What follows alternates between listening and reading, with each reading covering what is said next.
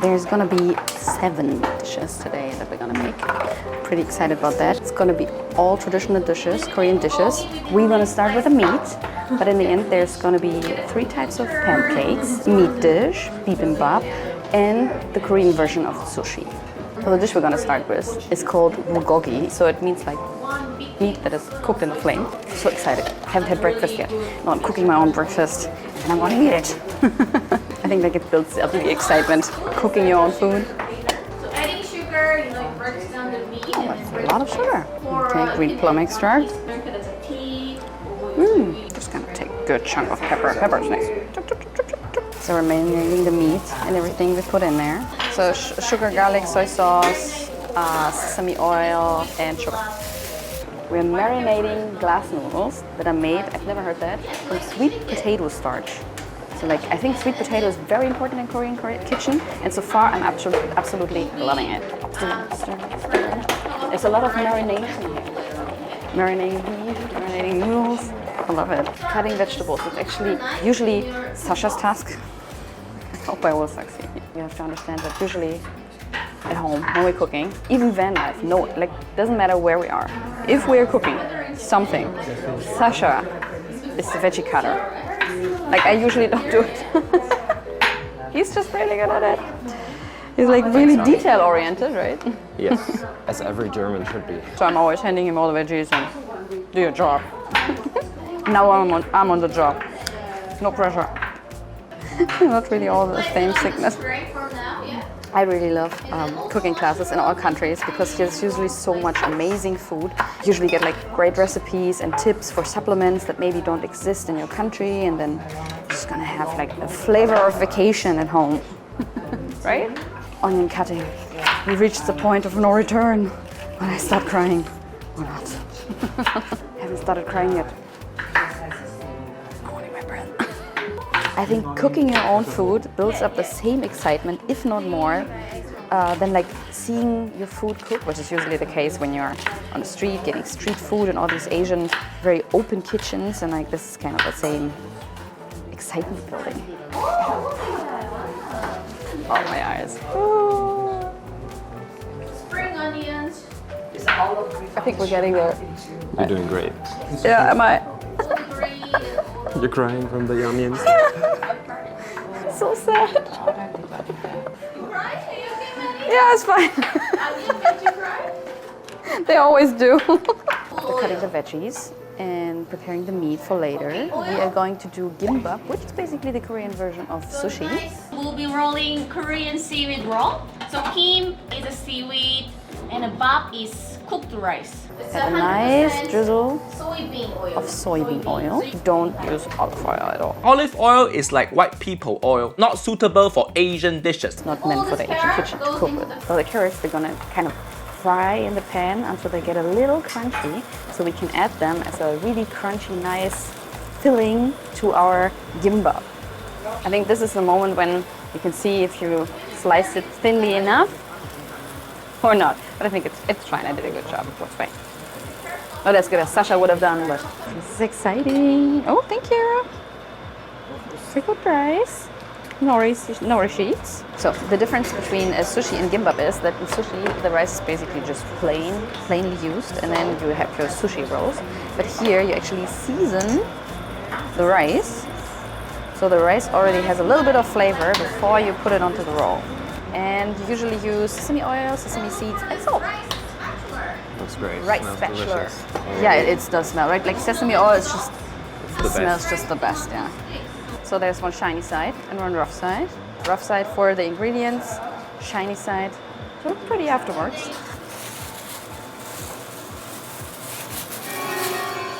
You're gonna take your seasoned rice out, like a pretty nice chunk of bowl. And then you're gonna spread it in the nori sheet. Like, be very gentle, you don't wanna smash the grains. So like here you can prove that you handle delicate things. How you think? I think it looks great. He says this to everything. No, it does. It does. Take our carrots, an egg roll, radish, then we got crab meat, ham, and salted cucumber. I'll take it all, place it on the carrots, close together, preparing to make it nice and tight after rolling. And then you're supposed to, like this is, I heard the trick. The thumb goes under the mat, so you have good control of the nori sheet. So with your index finger, you're gonna touch your seaweed sheet, so you have control over it. And with the rest of your fingers, you're gonna hold on tight to your ingredients so they just don't get pushed forward. And then I'm gonna roll my first gimbap roll ever. Press a little, not too much. Okay, nice and tight. I think it looks good so far. And then I'm gonna roll it all to the end. Roll, roll, roll, roll. Push a little, push a little, push a little. Make sure the open end here is on the bottom. And then roll your bamboo mat around it again. Press, press, press. Make a nice and tight roll. But I think it looks good. Look at it. First gimbap roll ever. So the first slice, because it has a loose end, always cut a little thicker. Usually it's 1 centimeter. The first one I'm gonna do a little more, like 2 centimeters, back and forth, gently. Don't apply too much pressure, or it might gonna break apart. Okay.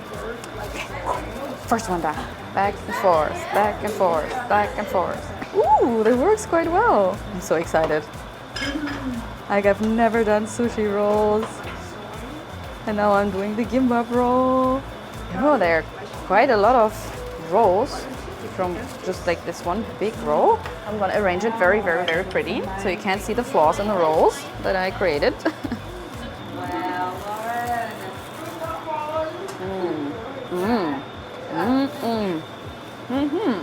I did good, yeah! Okay. Hit me up, girl.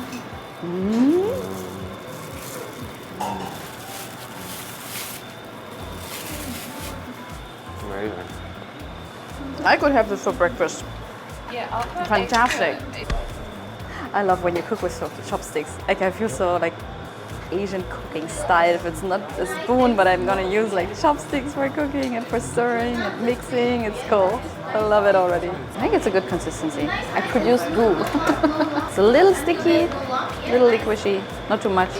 And put all the kimchi in there. So for pancakes, you always need the fermented kimchi. I didn't even know there's like a non-fermented kimchi. Fantastic. The more oil you add, the crispier it gets. Well, let's put some oil. So we're gonna make kimchi pancakes. So far, it looks like super easy, and it's probably absolutely fantastic. There's just like water and like this flour base that's especially made for pancakes here in Korea. Everybody uses, and then some fermented kimchi, and you stir it up, and then you make some pancakes. Here we go, pancake time. Delicious. You do great, honey. I start to feel like you're making fun of me. I would never do that. Sure. Sure you wouldn't. Is it golden crispy? No, a bit more. A bit more. You know what? That works better than making a German pancake. I'm gonna try this pancake. Usually you do it with the chopsticks. I'm just gonna take a little piece so I don't destroy it for the picture. I'm just gonna try it like that. Ooh. Oh man. There's so much happening, so much flavor. And it's like a super savory pancake, salty, but the kimchi has a fantastic flavor. I feel like the consistency is in between like a pancake and an omelette. Yum! You wanna try? It's actually fantastic. Really simple ingredients. There's this flour mix, water, and kimchi. And that's it. Wow. So in between of the cooking, you have to drink something, right? Korean cinnamon punch. It smells fantastic. Actually, it smells like Christmas. John. Fantastic. Oh, we're getting meatish again. Okay, meatball making. I can do that. Very German. I think that's so fun to call this a pancake. For now, it's meatball. So I think we're making like a version of zucchini fritters or tempura. This is always such a messy work. Oh, but it looks fantastic. Ta-da! Ta-da! Hot and fresh. Frikadellen mit Sojasauce. So where we come from, we could call this a bulette or frikadella. meatball basically in German. It smells fantastic.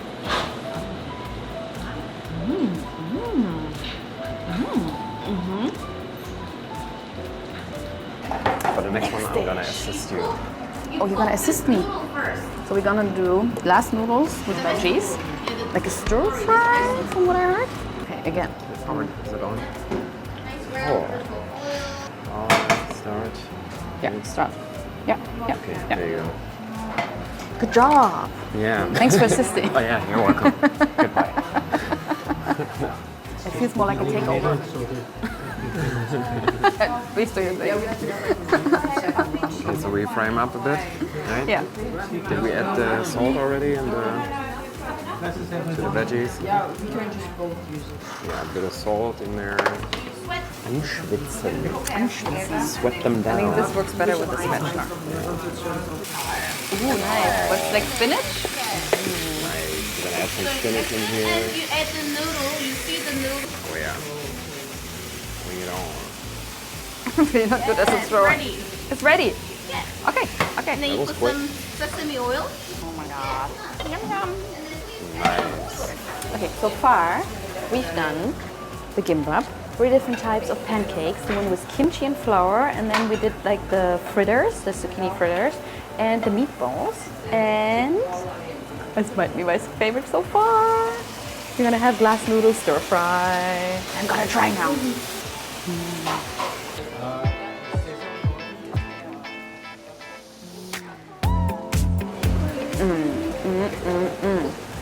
Definitely my favorite so far. Like all the veggies, just nice and crispy, and the glass noodles, just the right amount of al dente, I would call it. And then the sesame oil and the salt, and because we sweetened the glass noodles with sugar, we get also like this nice sweetness, just like a hint on the noodles. I feel like this is such a healthy meal. There are so many amazing fresh ingredients in there. Can't wait to eat it all. Okay, what's next? Going to cook our second to last dish, which is now the bulgogi that I already explained at the beginning. So the fire meat, so you have to really heat up your pan like to really, really crazy amounts. Like it needs to be fire-ish, needs to be hot. Put in the meat, and you can hear it start to sizzle. And then we're also gonna add our onions. All in. It sounds great, it smells great, it looks great. Look at this. It's like one of these dishes I can already tell will be amazing. Very excited for this dish. I think this marinade we put the beef in, it's already smelling absolutely fantastic. You can smell this caramelization of the sugar. Oh yeah. Fantastic. On there? Oh my god. It's fantastic. You know what? Every next dish we make, I'm like, okay, this might be my favorite one. I already said that to the noodles, but now I'm saying it to the meat. This might be my favorite so far. Oh, this is just fantastic. This we definitely have to do at home. Like, I bet every day. You want a big chunk? Let's get a big chunk. Trust me. Hit me up, girl. It's gotta be the best. The best.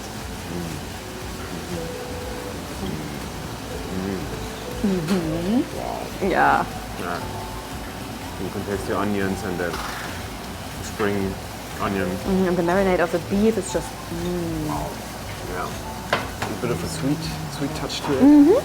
Yeah, we will follow them Very live. nice meat. Yeah. Oh, amazing. Love it. Honey, you're doing a great job. So bibimbap for me is like the poke bowl of Korea. You just assemble it in the most beautiful way. So while presenting it, like putting it on the table, it's just like the most prettiest rainbowish bowl you've ever seen. And of course, it's never missing in Korean kitchen is kimchi. Hey, yay! And then there's gonna go a sunny side egg on top, and then there is the infamous bibimbap sauce that I love, I adore, I love so much. Okay. Wow. Yeah, This right? does look and smell amazing. So just oh my god. to sum up what we did the gimbap, which is the Korean sushi, and then we did the kimchi pancakes, zucchini fritters, meatballs with a special salt that you dip it in. Then we did the glass noodle stir fry with all the delicious veggies in there. Then we did, I would call it like a beef caramelized stir fry with onions, beef, and sesame. And then we have the bibimbap that looks really pretty now, but to eat it, you actually have to stir it all up. You need to destroy it, right? You were putting on top, like a little bit of this, it's like a little bit of a chili sauce. It doesn't really look pretty afterwards anymore, but you just take it and you stir it up. And while Sascha is mixing up the bibimbap and eating this delicious meat, now we're savoring the fruits of our labor. Yes. Mostly your labor, to be fair. No, you did a great job. Okay, my first ever bibimbap in Korea.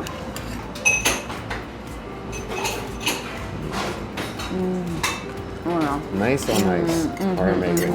Amazing. On a scale from amazing to amazing, how amazing is it? Amazing, amazing. Amazing, amazing. Love it. Yeah, this sauce has a special name. We put it down here, so you know what to get. This is like one of these plates of food where you actually can't decide what to eat first. This, what do I eat?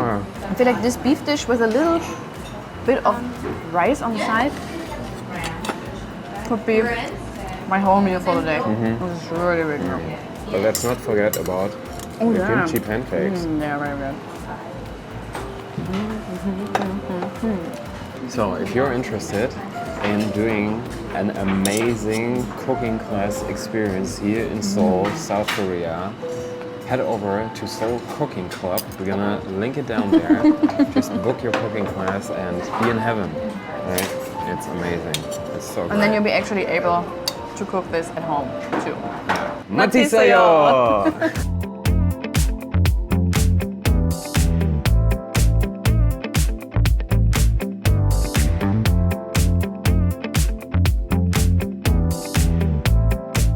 So for dessert today, there's gonna be sweet Korean pancakes. We have to say that we didn't cook it ourselves. We got it as a like a gift for our effort. So in the end, there has to be dessert, and this is like a traditional winter dish in Korea. So in winter, this is kind of what the street food vendors would sell to people, and it's like a pancake but filled with chopped up nuts. I think this definitely smells like the incarnation of Christmas. I can already say that this is my favorite dish now. Everything is going to be my favorite dish. To a great dessert. Cheers, John. Fun.